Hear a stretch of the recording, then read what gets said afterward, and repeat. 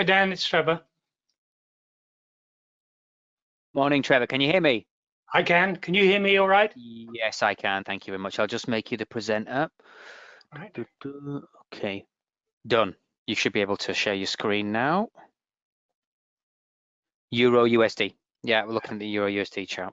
Okay. I'm ready when you are. Well, I think it's 8:59, so we should We'll give them a give minute. give him a minute. Okay. Make sure that is everything there. It's 9 o'clock. Okay, I think we can start, Trevor. Okay. We'll get started. Right. Okay, so hello everyone and welcome to another technical analysis webinar with Trevor Neil. Thank you for joining us. As always, we'll aim to get through everything in approximately 30 minutes, although we do often spill over by 10 minutes or so. If you do have any questions for Trevor, don't be shy. You can ask them in the questions tab of the Go to Webinar control panel. Should be like a little tab you can open up. We'd also like to remind you that this webinar will be posted to our YouTube channel in a couple of hours time. So if you'd like to watch it again, you can do so there. And we'd love it if you'd also subscribe while you're at it to get notifications of our uploads. So you should get, I think you have to press a little bell or something like that, and the video will pop up on your notifications. The webinar handout for today can be downloaded from the handouts tab of the control panel. It's just a little tab that says handouts. If you have any problems downloading or locating it, please let me know in the questions tab and I'll send you the link. If you are new to trading, we strongly recommend that you use the handout, because it describes the different indicators that Trevor uses and what he's thinking about when he's using them. There is another handout there this week. This is a much longer handout, and it describes the various CFDs that we offer at FX Choice and all the different technical specifications if you want to get into that. For those of you who don't know Trevor, just give you a brief intro, although I'm sure you all know him by now. He has over 40 years experience as a technical analyst and trader. He's worked for large companies such as Merrill Lynch, Bloomberg, where he was global head of technical analysis. So I think without further ado, Trevor, let's get started. What do we have this week? Okay. Sorry. Oh, I didn't have my notes in front of me. Sorry about that. Okay. So it's markets are really exciting at the moment. Well, mostly they are. So we've got some commodities booming, roaring, I would say, but except for precious metals and Bitcoin. It's a thrilling, ready to test 50,000. Might be even doing it while I'm talking. I don't know, but but yet the currencies are somewhat subdued. So it's a bit mixed. Stock markets are terrific. So let's go through. Let's start with the currencies. We'll go through currencies. Then we'll go Bitcoin, then commodities, including gold, Brent crude. Of course, we must look at that. It's up more than 200% from the April low, and then onto the stock indices. So that's our order of today. All right, let's start with the euro.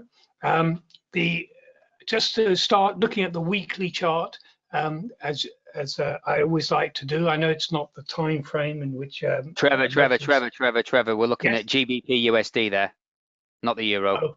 Oh, okay. What happened there? Thanks for telling me. No worries. Okay, good job I hadn't started talking.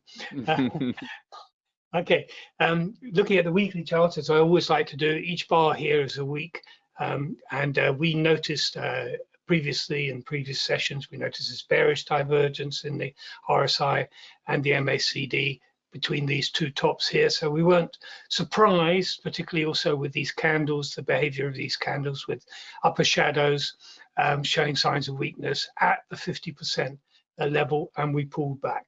Then since then, we pulled back, and 2 weeks ago, we came back to a very predictable low, actually of 119.50, which was the high of this consolidation here. So we chartists were delighted, of course, and then it steadied up from there.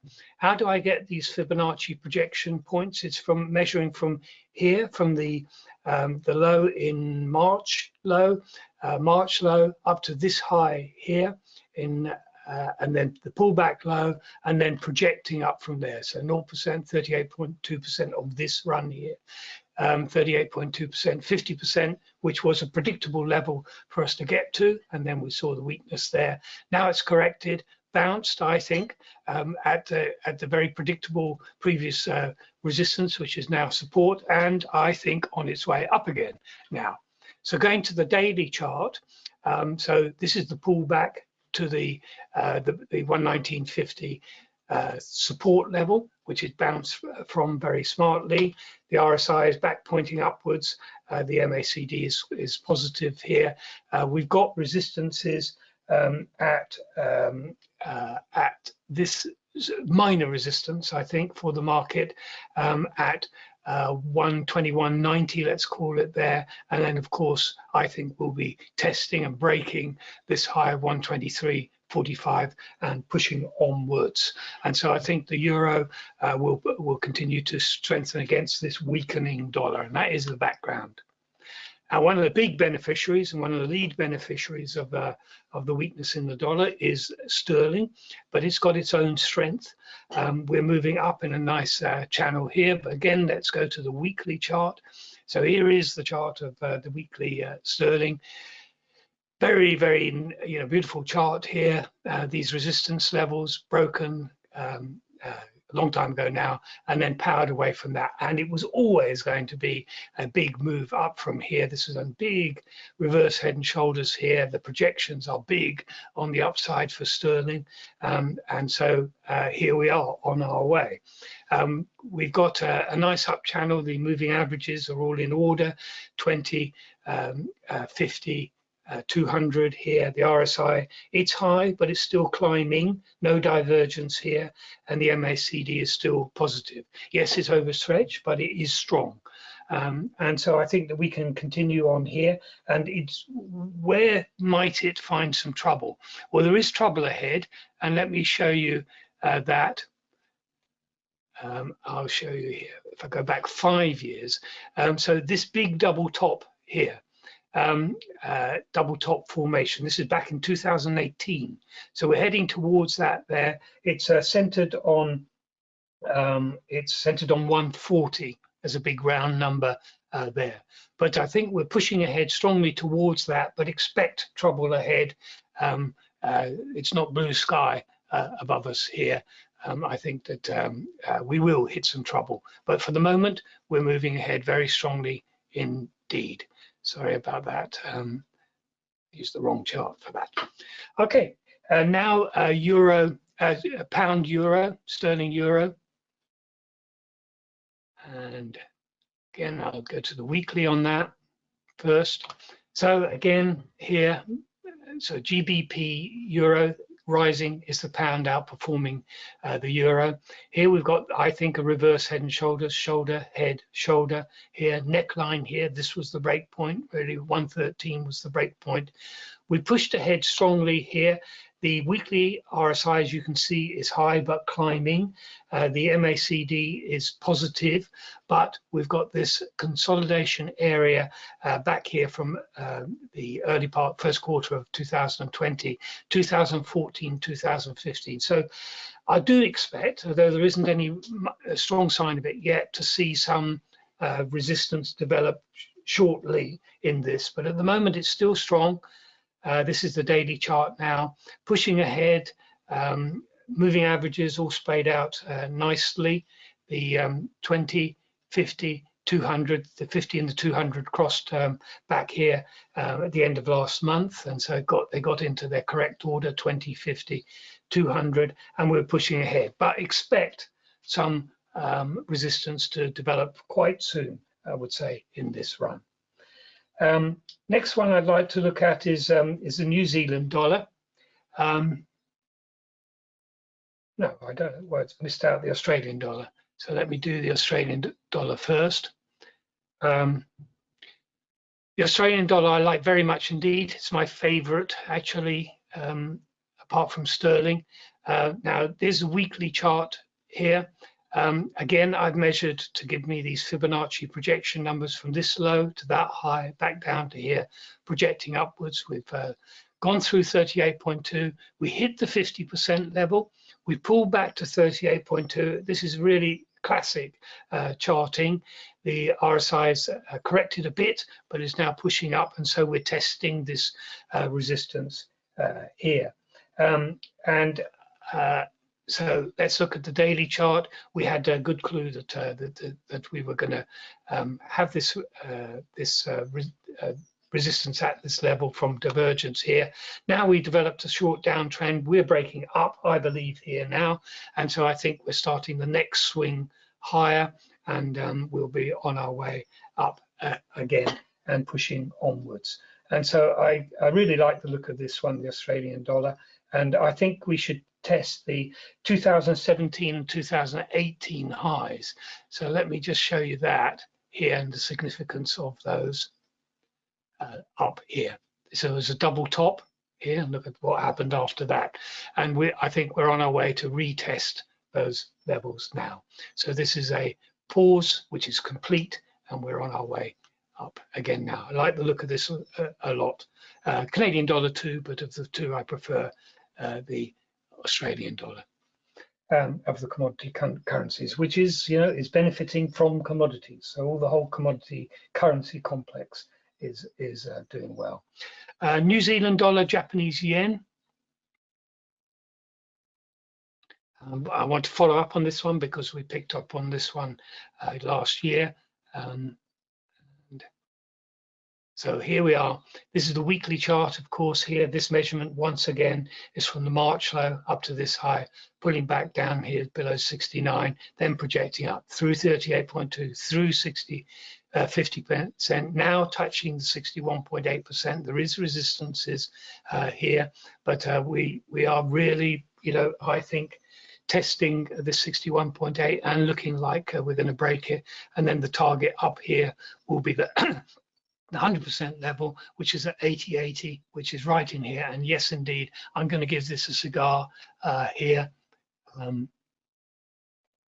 because this is substantial resistance level all in here. So I think however, I think we're pushing in towards it. The oscillators are looking constructive. Shorter term, it's looking fabulous.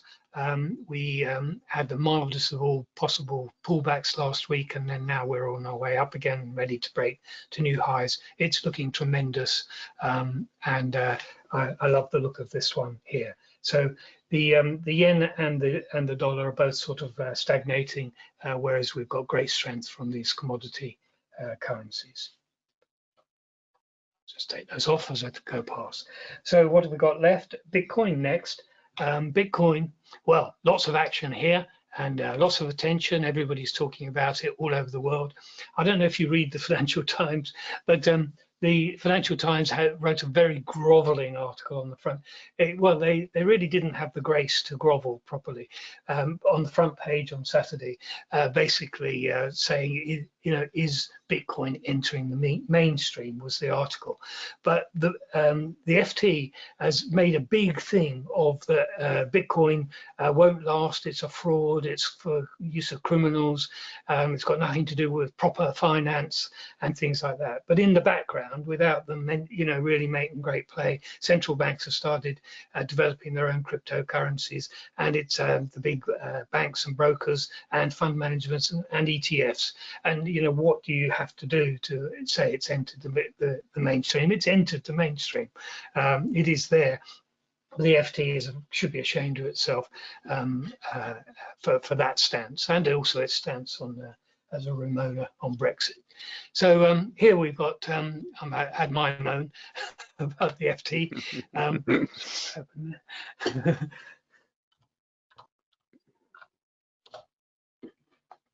There's a reason why journalists are journalists, isn't there? And talk about finance, because they're no good at finance. If they're any good, they wouldn't be journalists. It wouldn't be journalists. Yeah, okay, so there's a weekly chart on Bitcoin. This measurements here I've had up here for years. So it started here. This is the first big impulse move from 2016-17 up to December 2017 high. Then the big pullback in 2018, and then projecting up from there. The 100% level, well, we passed that ages ago, and when we went through 161.8, where it did consolidate, so that was a predictable place, but now it's broken and heading, I think, for the 261.8% level, which is 52.815, where I wouldn't be surprised to see another consolidation like this. But it's of course the RSI is overbought, but it is still strong, and the MAC obviously is extremely positive. On a shorter term chart here with the daily, we have got some loss of momentum here now. So at this level, just below 50,000, the big round number of $50,000, we've got a small bearish divergence here, and we've got definite loss of momentum last week. And so I think that it's going to kind of take a few days or struggle through to get through 50,000, but the trend is strong and it will reassert itself. It's just really got a bit ahead of itself, and it needs to correct a little bit and really digest this concept of being the other side of 50,000. That's a big thing for it to have done. It's amazing, actually. It's amazing. And definitely, you know, more every day we're getting headlines of more and more institutions producing instruments and funds and legitimizing Bitcoin and cryptocurrencies and blockchain in general. Okay, let's move now to the commodities and gold. Firstly, now gold is really, you know, is very, very dull. It's you might even say it's boring. So boring it can't be bothered to come up on my screen. There it is. So it's in a range, 1760 if you like, 1782 if you like. This low here, we've got this this little range in here, we've got the big wider range in here, but it's in a range, in a range, in a range. The RSI is hovering around the middle here, and so it's good for trading. If you bought at the lower Bollinger Band and sold at the moving average, that's been a good strategy for it because it's moving sideways. The ADX is at 20, and that's showing that it's a sideways movement. We have got the outperformance of silver versus gold, but it's only mildly so, and silver itself is not really that strong. It's mild, it's more bullish than gold, I would say that, but it's not particularly bullish. I think if you've got limited capital and you want to exploit it more, this is not the area to be in at the moment. Yes, we've got the rising lows pattern here. It's not in a range the way gold is, but it's not looking at all as exciting. What is exciting is Brent Crude Oil.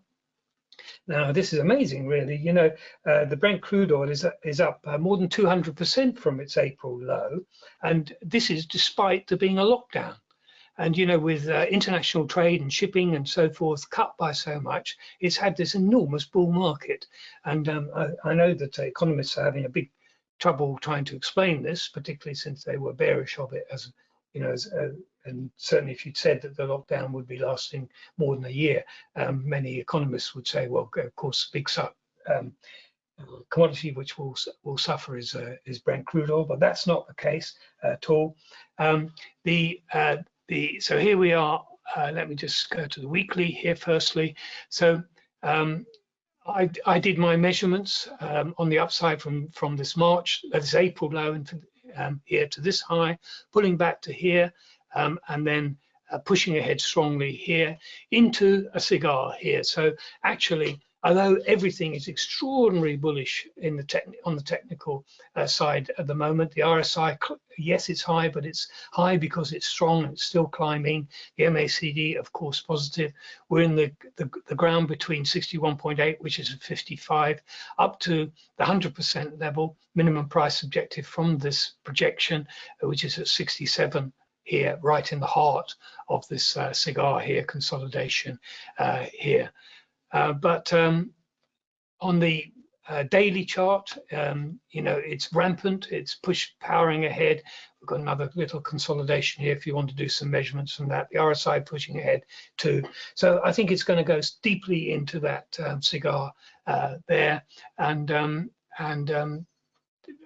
there isn't any sign of it stopping at the moment. You know, whether that resistance is going to be enough to stop it is quite remarkable chart. But it wouldn't be surprising if this advance corrected even with a movement like this somewhere close to here around 67-ish. Moving now, and please ask any questions if you have any questions or anything you want me to talk about.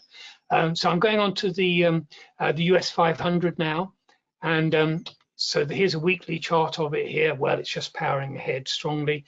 We've had this weekly bearish divergence here, but this time the market has taken no notice of it so far. That time it did, even though it was a very brief one, and we're pushing ahead, still pushing ahead strongly in the context of a declining momentum. But it is going up now. I've measured from here to here, pull back to here. We're at the 38.2 level of that. The RSI is still climbing. The MACD is still climbing. We are still climbing. We're in blue sky here. The 50% level is 4014, 61.8, 4089, and the 100% is 4333. Sounds outrageous, but so have other numbers that we've used in the past, and we've gone past them. It's quite remarkable what's been going on in this market. There's interesting rotation in the actual sectors of it, but it's strong. You know, it's actually strong. Here is the FTSE, which is not Trevor, strong. Yes, Trevor, can I stop you for a second? We've got a question here. We've got a question. The question is, I'm looking for long on gold. What should be my best entry to enter? So what do you think about that? Do you think it's, I know it's difficult to answer such questions. Yeah. You know, given the choice, I would choose something else. Okay, but that wasn't your question.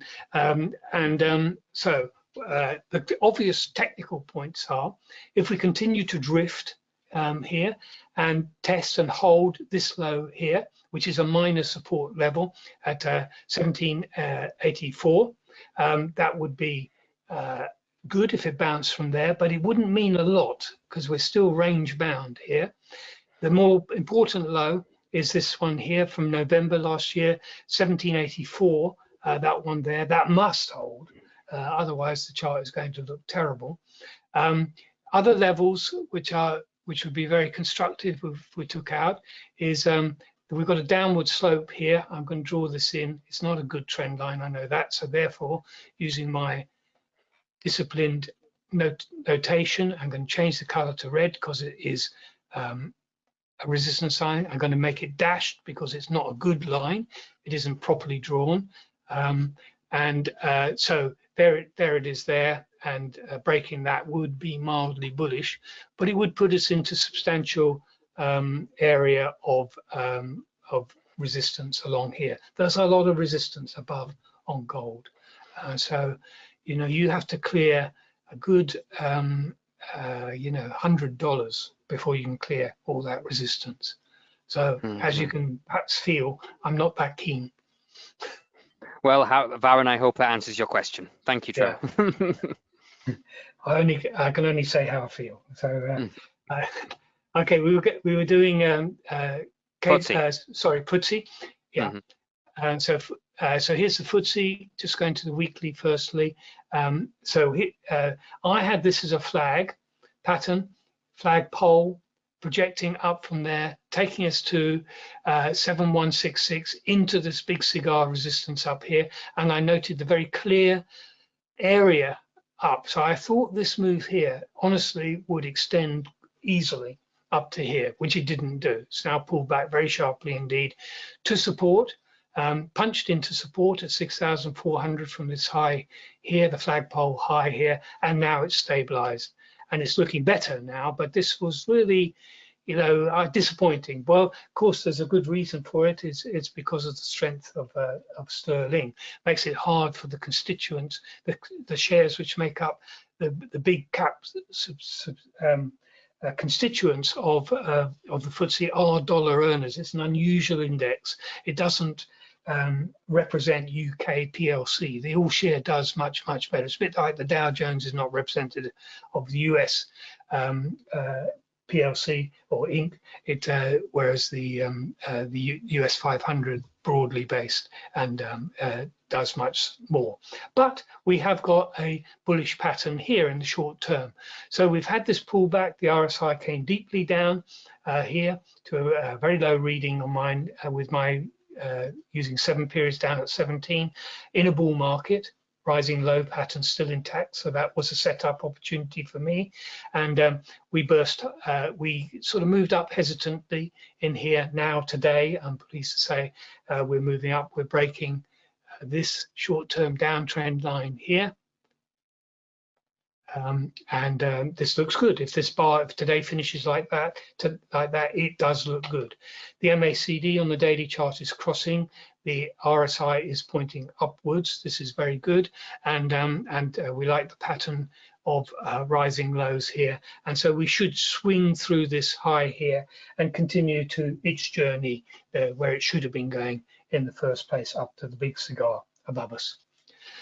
As many of you who are regulars on here know, I like a lot Asia and the emerging markets, and I've been talking about that for since we started. But here is, if you like, the best market in the world, I would say, developed market in the world. So if I look at the weekly chart here, let us remind ourselves of the thing of beauty here. I'm going to go back to below. I'll go back to 1985, because that's what we're looking at, 1990 highs. So this is a 1990 high here, level that we're at now. So we're up in here, and we're pushing ahead incredibly strongly towards, I think, minor resistance, which would be 34,000, and then towards the high up here, which I do think that we're on the way to taking out.